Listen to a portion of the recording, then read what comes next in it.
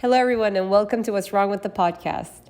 Today, we have the great pleasure of speaking with Mohamed Dhaouafi. Mohamed is the CEO and founder of Bionics, a Medtech startup that develops 3D printed, multi-grip, and customizable bionic prosthetics at an affordable cost for people with limb differences. He is also the co-founder and COO of Agaruw, an eco-friendly e-commerce platform. Mohamed holds an electronics engineering degree and a master's degree in Management of NGOs. He is a 2020 Forbes Middle East 30 Under 30, a 2020 MIT Technology Review 35 Under 35 Innovator, one of the next generation leaders by the Time magazine, Africa 35 Under 35 leaders, and the 2019 Obama Foundation Africa leader.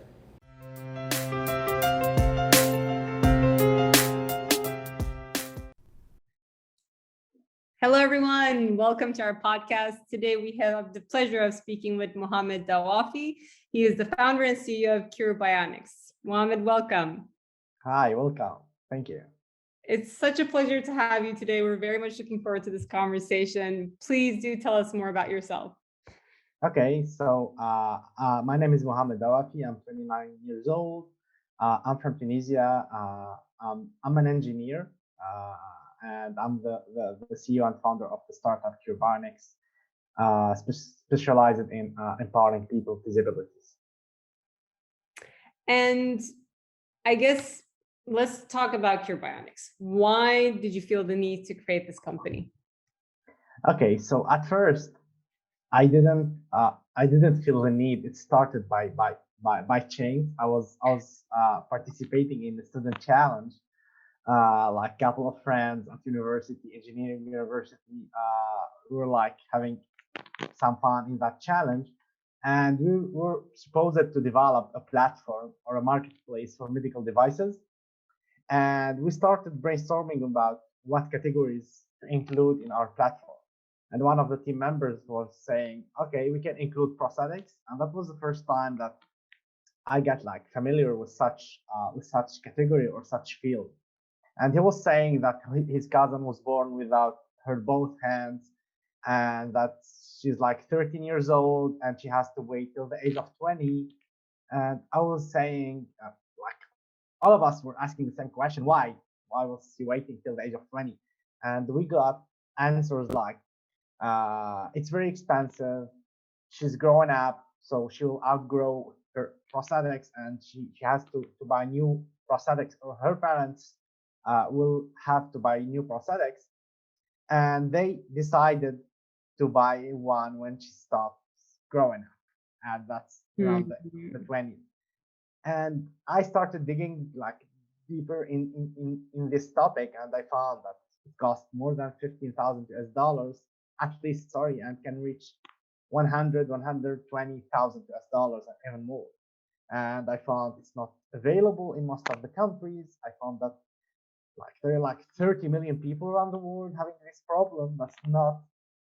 That's not like few people. It's too much people. And before starting, let's say, working on such field, I never noticed people with disabilities or with limb differences around me. And that was like the spark of even like observing these people around us. They're suffering, they're having a lot of issues. And I found that only 5% of those 30 million can buy or afford the prosthetic. And that's 40% of them, like around half of them are not satisfied with what they have. So yeah, actually we decided to build the first mechanical prosthetic. We had the first prize. It was good. Like we spent 6 months enjoying that process of building a new thing, and then we had a disagreement. Like one of the most or the biggest problems that destroy a startup. So I've been through this, and I found myself as I decided to stay to work on that project, and it was at first like a positive revenge. And during the process, I was invited to see one case that changed everything in my mind. I was invited to a governmental hospital in Tunisia, and I met with like an 8-year old boy who had like electric shock and who lost like a hand and a leg, and he was in a miserable let's say, psychological situation, and his mom was just asking, "Can you please help us? I don't want to lose my child. He's gonna lose his childhood. He's not gonna be like his peers." And at that time, I still didn't build something again, so I felt even more disabled than that child. Yeah. I went back home and I started working. I remember myself like working for 7 or 8 months without talking anymore about the startup, without talking anymore about pitching or everything. I was just working hard to rebuild like a new prototype.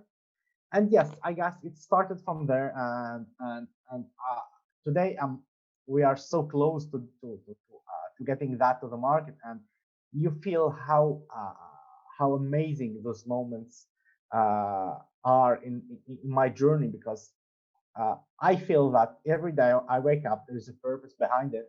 And one day it will be a reason to make people feel happy and better and to feel superheroes, as we want to call them. Yeah. And I think like it's important to highlight, and we can like go through them like one by one. What is the sort of unique offering that is not out there? So I'm assuming there's a lot around addressing the financial access, right? And then potentially also design and adaptability throughout your growth. So can you walk us through sort of like what it Yes, encompasses? yes, sure.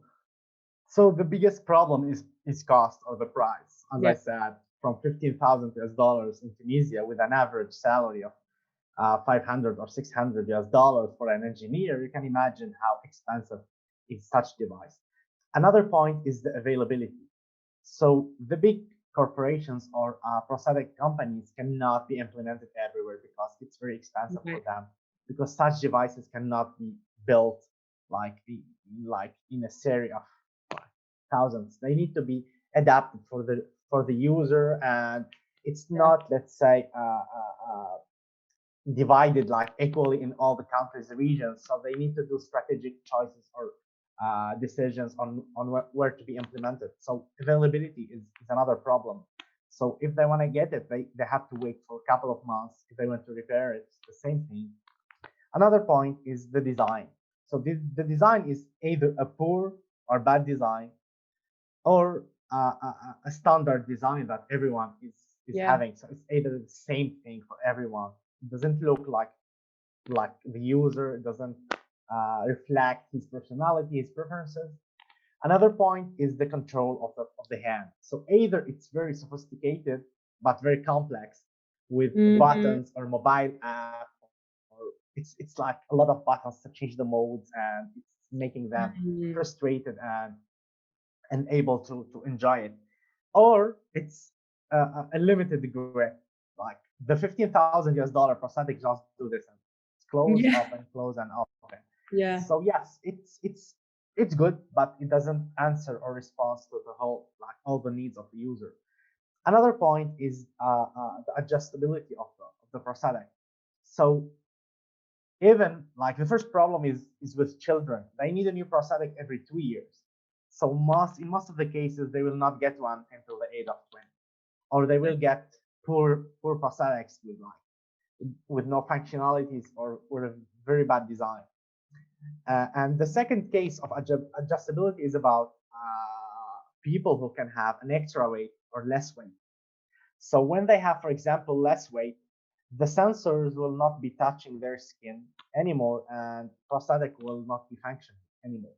So that's another problem that people can have. So the prosthetic should be something that perfectly fits with their body. And one more reason is it's heavy weight. So Right. it's exhausting for them to hold like that device all the day, carrying that device, doing their activities, driving and everything. So it's an exhausting task, and in many cases they either reject prosthetics, or they just do it or wear it when they are around people just for psychological satisfaction. So yeah, these are like a couple of the issues that we identified as Bionics in the market, and we decided to go with that approach of solving those problems instead of doing a lot of R&D just to make a very sophisticated and a lot of buttons prosthetic hand. No, that wasn't the reason. Actually, we said there are like enough prosthetic creators around the world, but only 5% can afford one, and Yeah. around 40% reject prosthetics, 70% are not satisfied. So too much problems to build a new one that doesn't respond to those problems. So yes. What an interesting, like, and it's a field that there's definitely a lot of R&D money going in, right? Like globally, and there are a lot of investments around it. But to your point, um, they're usually, I mean, even though they're informed by the user, it's almost like it's not necessarily responding to the user's actual needs, right? Like what you said in terms of like overcomplicating for no reason, like making it super flashy because you want to create this like super cool tech, and then in real life it's not even feasible, right? So I think that's super interesting, and that gap sort of is like screaming out like the lack of co-creation with people with such need, right? Like you actually need to design with them in order to be able to really understand the need, right? Yeah, actually, I strongly agree with what you said. In fact, uh, uh, even the users who are having like the sophisticated one are over, let's say, surrounded by that media like show and everything, and it's giving Mm, them a fake sensation or a fake experience. I've been reading like an article like a couple of days ago about how bad is an experience of a very sophisticated and advanced prosthetic. It doesn't really like change life as they say or as they promote. And that was one of my biggest frustration in my journey. I was like putting a lot of pressure on myself and on my team to co-design the prosthetic with the users and to ask right. them about the minimum details, like where exactly you want the button to be. It's not us who are going to use. How many grips you want to have. For example, yeah, this one can be full, but maybe they don't need it and they don't want like an extra button to have it. Yeah, maybe having like, I don't know how to say that, but uh, uh, maybe having a prosthetic that just like answers what they're really missing without like Overcomplicating, yeah. yeah, overcomplicating their life, and being around them, giving them, let's say, customization that is sustainable for them. Not, yeah, they can get a cool prosthetic in the beginning, but yeah, if they're gonna use it for 5 years or 4 years, it's gonna be something Yeah. bad and something boring, and they're gonna lose that energy in or interest in that device. So yeah, that's how we've been trying to solve problems. Yeah, these are like the main issues. These are like the Yeah. main prosthetic manufacturers, and we try to identify problems. We are problem solvers. Yeah. And you have to kind of like do that prioritization of the issues that need to be addressed anyway, because you're also trying to create a financially accessible product, right? Because I think a lot of the existing products out there, they don't have that concern, or even like they actually justify the cost by making it more like sophisticated and gadgety. But I think it's kind of like it's interesting because we do want the world of like prosthetics sort of get to a point where they're not only like a need to have product, but a want to have, like you want to be happy and proud like owning that, but it also needs to really like support your life, because not all our needs and wants necessarily align with our well-being, and this is like human psychology in general. Like yes, you may want that really cool gadget in theory, but then in real life on a day-to-day basis, maybe it's actually like really heavy and you don't really like need it, and it doesn't work at all that well. And I like, if we think about it, how many like advanced technologies out there that really adapted to our lives and became like a global sensation, and maybe like iPhone. I can't think of anything else, right? Because that also brought like convenience in so many levels, and accessibility, right? Touch screen on its own, like made it so intuitive and accessible for, I mean, there's a reason why a 90-year-old and a 3-year-old could both use iPhone. So I think, but there are not many technologies that are out there that sort of are adapted into everybody's lives, because while they like could be a want to have in real life and in theory, they don't actually necessarily what they need. And that going back to your point in terms of like designing with users and really understanding and prioritizing challenges so that you could also create an affordable product, because it's really interesting, complex, and messed up to think about like access to a body part has to be equitable, right? Like how did this even like to begin with become like such a luxury to have almost item when it's sort of like should be your right to have, right? It's uh like how did we get there? How did the industry get there? Okay, so first I can quote like uh, uh, one sentence that I love so much from a TED, that like people are not disabled, but technology is the one that is disabled in the end of the day, because it's not advanced yet to answer the True. real needs of people. So yeah, like there is a lot of things that are not fixed yet because technology or R&D is not on the level. So and sometimes it's over solving or solving in the wrong way or taking too much time to change things without a result.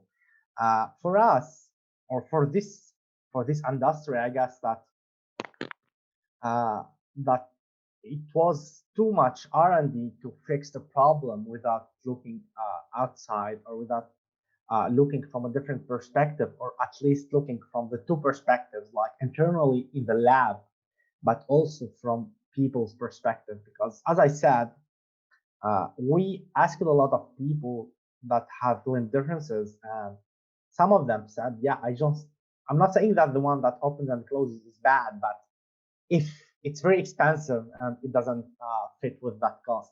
But sometimes some people told us we just wanted to open and close. I don't want to like think too much on how to and focus on how to control it and to be frustrated. Some other people told us I don't want to hold a cup, like a plastic cup, and like to squeeze it and to like feel embarrassed in front of people. I don't want to break things. I don't want to like hurt people when I say hi. I don't want to let's say lose control. So I don't want to break an egg. So it's things that we use it to do normally, and we didn't think about in the past, that became a challenge for these people. And you need to look from that perspective to find the real solution for them. So for us, we said like, yeah, we are going to use 3D printing to offer a prosthetic that is customizable, but at the same time lightweight. Lightweight is very important. They can have an amazing prosthetic, but if it's heavyweight, they're gonna end like removing it or using it like 1 hour a day or 2 hours a day. But during the rest of the day, they're gonna try to make it out of their life. Right. We after that said, yeah, the customization is important. We want people to feel proud of who they are and to be cool. You see, we are talking about things that can be posted on Instagram and not being hidden, and people try to hide their hands whenever they go into public space. No, we want them to be exposed, to have like lights, to have shapes, to have superhero design, whatever design that they love, and to be like uh, uh, uh, to be let's say attractive to others, or at least to be cool. Because it's not just about fixing the disability, the physical disabilities. There are like other things, the mental, social, Right. and psychological things. Yeah. As numbers, 95% of kids with disabilities drop out of school, so never complete primary school. And 90% of adults in developing countries are unemployed. So it's Wow. not just about giving them a hand so they can like grab a cup of tea or thing and to show it in the camera and to say, hey, we have a hand that open and close. No, it's Yeah. about giving them the ability to get back to life and to enjoy at least a normal life. I'm not trying also to be overreacting about the superhero thing, because Yeah. sometimes all they need is a normal life. But yes, they can be superheroes because they're already superheroes. Okay. Also, we said we want it to be intuitive and effortless, so they don't have to think too much or to contract their muscles too much to control it. We want it to be easy to use, easy to control. We also created like the wheels, that is turning wheels, rotating wheels. So we allow them to grab things in this position, in this, and in this, because they cannot just, if you have this hand, you want to drink some water, you have, too much complicated. Yeah. What else? One more thing that we are still working on is the charger. So we had a market research once with Cambridge Consultancy Network, and they eliminated like many countries because of the electricity or the access to electricity. So many people are eliminated or excluded from the list because they don't have access to electricity. So we said, why not developing a solar charger and a wireless charger? If someone have a double limb differences, they can use the wireless, and it's easier for them just to put the hand and to get charged. And for the solar charger, even if they don't have electricity, they have sound, they have light, they can just do it. So why being an inclusive company with an exclusive approach? So why not being more inclusive in the end of the day? And yes, so we're taking more time than expected in our startup, because we just don't want to just give something and make a lot of amazing videos, but people will throw it in the end of the day. We're still improving like the smallest details while trying to keep it accessible and affordable. So I know affordable or accessible is something relative. You cannot be affordable to everyone, but at least to maximize your affordability target.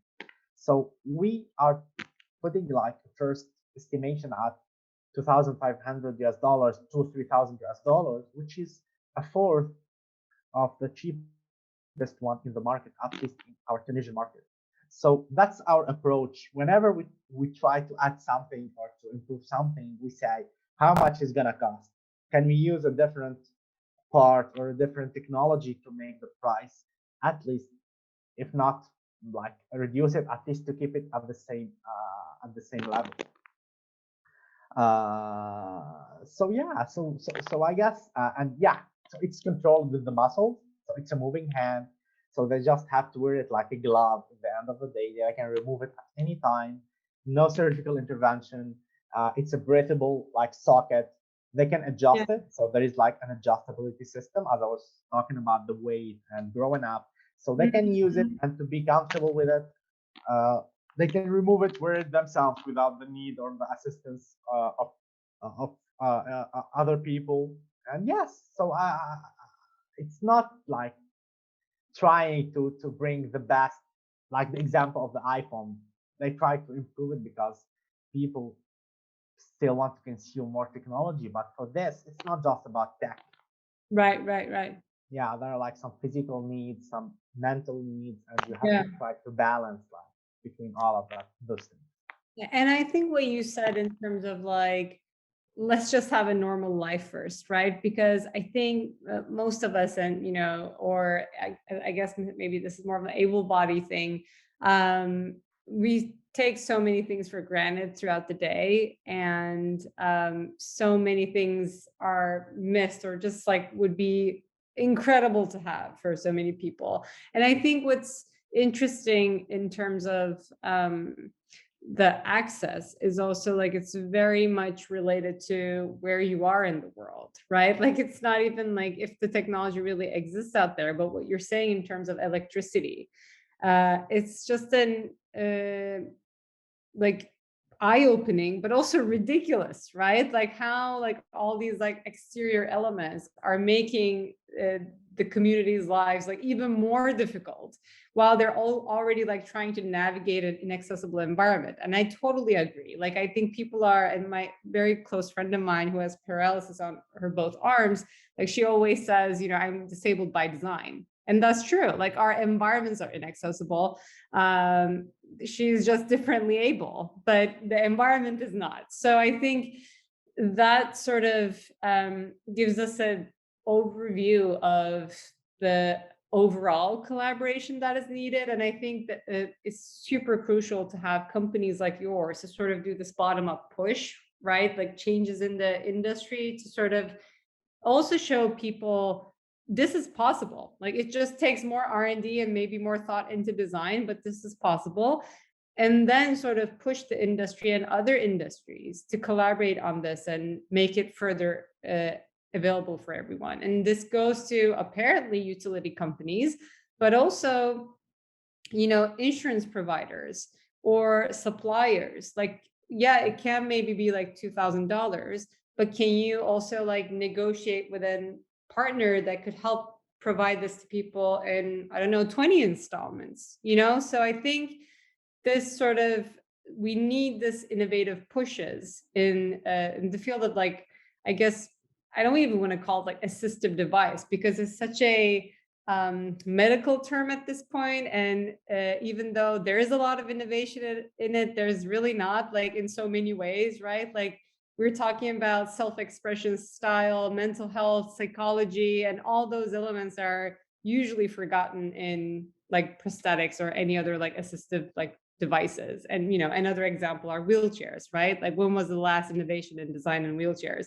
So I think like these pushes really need to happen bottom up first to first like show everyone that it is possible, because what we see over time, what also happens is that, and I think especially in developing countries, you kind of take that as the norm and make it your own problem, right? Like I remember before I was, you know, exposed into inclusive design world and accessible products and whatnot. When I was growing up, my grandfather had ALS, and he slowly, you know, started to lose his like motor skills. And I never once thought, and I grew up in Turkey, right? So this is already like going back to developing countries and lack of conversation around like inclusive design and accessible environments. I never thought growing up that he was being disabled by his environment. I just thought, you know, he is sick and he's, you know, having disabilities because of it. And even in like in my mind, I made it about him until like I grew up and I got exposed to like, no, like this could have been a total different experience for him, but it wasn't, because it wasn't even a conversation. And he didn't also perceive that he was disabled by his environment. He thought it was his thing, his problem. And I think the lack of exposure and visibility of really financially accessible, stylish, cool products out there, people like sort of don't have the awareness that no, another way is actually feasible. Like this is not my problem. Like that awareness first needs to come to everyone globally, right? Like I think the customer, the demand creator also may not have that awareness because we're not educated or exposed to have that awareness purposefully. Like we're seeing, you know, people with disabilities in media representation maybe in the last 2 years only. And this is not even in all countries, right? Like even in the United States, it's like a minor like switch now. So like we need to first that awareness in place so that when there's more demand, and people with disabilities are the largest minority in the world, there would be more supply and definitely money going into it. And in the right way, right? But I think that's sort of like, we need this sort of both end, like both top down and bottom up push. And I think the bottom up push is what triggers the top down, because if we wait for policies and insurance companies, you know, it will be like 500 years later, maybe. Endless process. Yeah. So it's really, really crucial to like sort of have all these like cool startups that are taking their time to create these like prototypes and telling them to the world like that is feasible. So I guess to that point, any ideas around or thoughts or anybody you want to give shout out to, like other companies or startups that you know are trying to innovate within the space and may not necessarily be prosthetics, but more like accessibility devices, let's say, or any other opportunities you see in the space that, you know, you would want to see more and more companies focusing on, or even like want to see more collaboration between different disciplines to see that it's coming to place? Okay, so yeah, I'm thinking now, like I'm part of an accelerator in Australia that is called Remarkable. It's Mhm. like focusing on disabilities. So I'm already surrounded by amazing people working on different fields.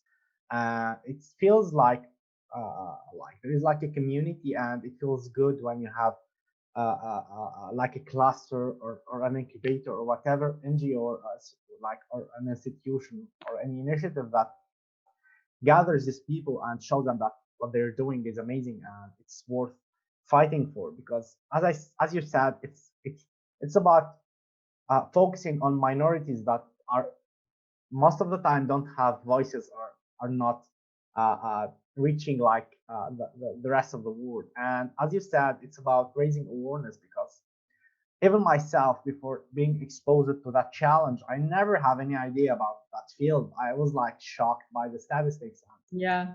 I wasn't even, I was touched when I met someone that is having that problem, that's having issues and difficulties and frustration because of that thing. And as you said, they're disabled by design. Like they can have a different experience. They can enjoy a better life. They can be, as you said, even more talented. I know some of my friends that are having limb differences. Some of them are playing piano with a hand. So if imagine if they have the second one, like they can be the super next pianist in the world. Some of them are studying architecture. Some of them are doing photography. So yeah, they're having a life and they can do more.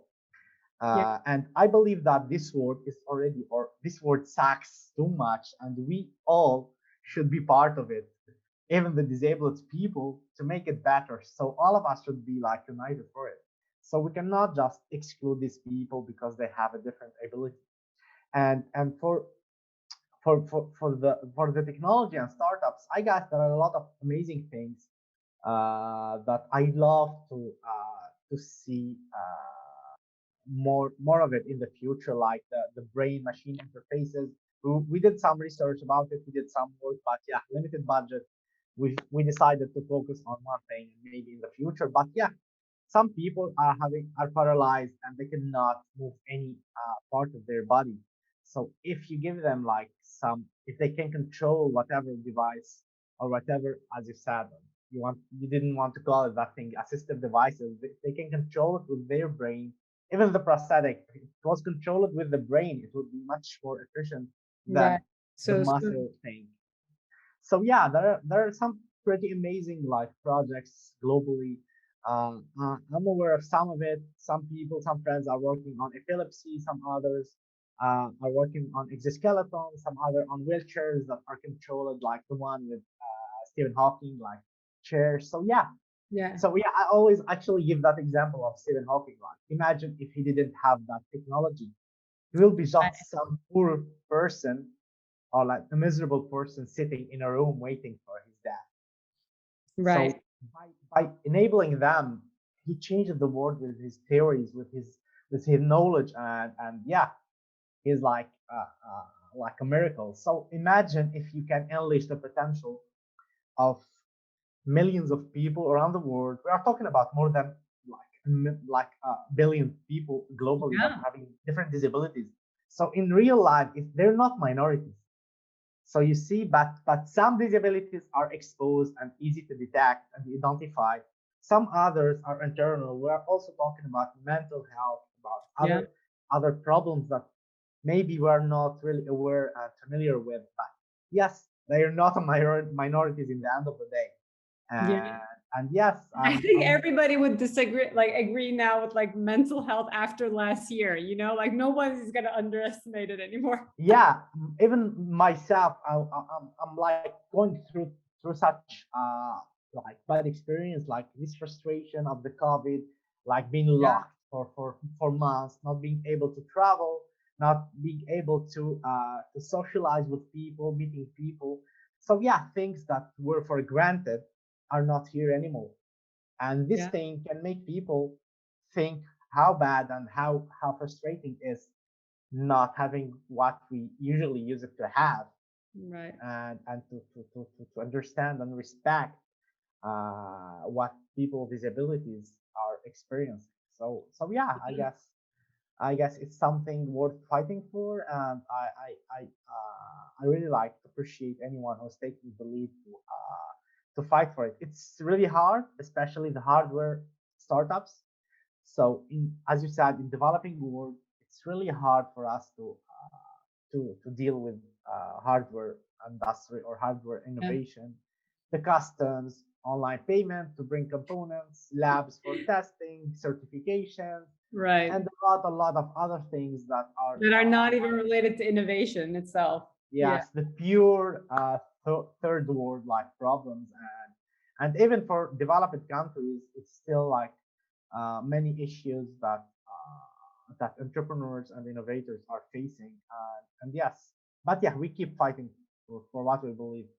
And I think that's a perfect segue to advice, right? And you're keep fighting, even though, like, despite all the difficulties, and innovation is the fun part. I think everything else that sort of tries to impede that journey is the struggle of anyone who is trying to push boundaries or make a change. And I think, as you said, in developing countries, it's extra hard for many other reasons that are not even in your control.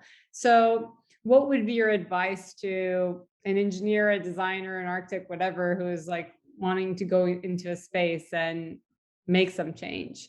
Okay. So my first thing is don't over innovate. Sometimes you don't need even to innovate. You have to just to solve a problem. So if we are trying to solve like our problem like in the easiest and simplest way. So if we had like the simplest way than the one we are having now, we'll go for it. So yeah, don't overcomplicate life. Don't overcomplicate your product because in the end of the day, you're not the user, and you have to co-design it with people around you. It's not a comfort product; it's a necessity product. If they don't like it, they will have obstacles in life. It's not an app that is having bad Yeah. UX. You can just download another app. This is a hand or a leg or an exoskeleton, so you need to do it well. The other thing is that in the end of the day, you should believe in that purpose you are fighting for. You should be like whenever you wake up in the morning, even if you're having like some problems. I'm having like a lot of problems, some external, some internal. But yeah, Right. in the end of the day, or whenever I wake up, I have a reason to go and fight for it.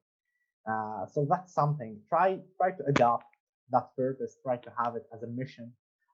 Yeah, money will come one day, maybe not, but yeah, you'll be happy in the end of the day. So yeah, I guess, and think long term. If you're gonna see it short term, you'll be exhausted from the first couple of weeks, maybe months. But Yeah. yeah, you'll end up being exhausted, desperate, and you'll decide, no, I'll do something else. I'll develop a mobile app. I'll go abroad to work for a big corporate or whatever thing.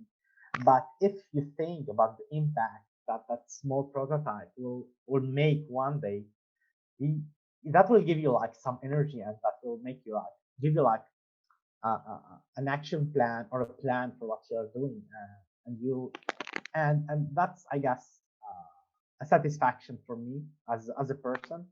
I see the smallest happiness or happy moments whenever I task with people with them differences.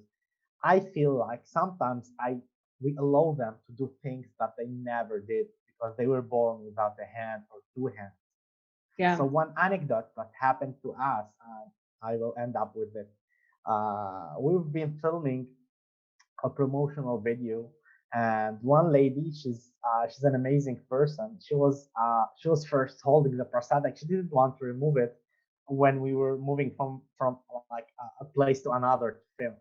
And in the end, like the photographer or the cameraman told her, "Can you come and hear your what you said in the camera so we can confirm?" So she said, "No, I don't want to hear my voice. I have a bad voice."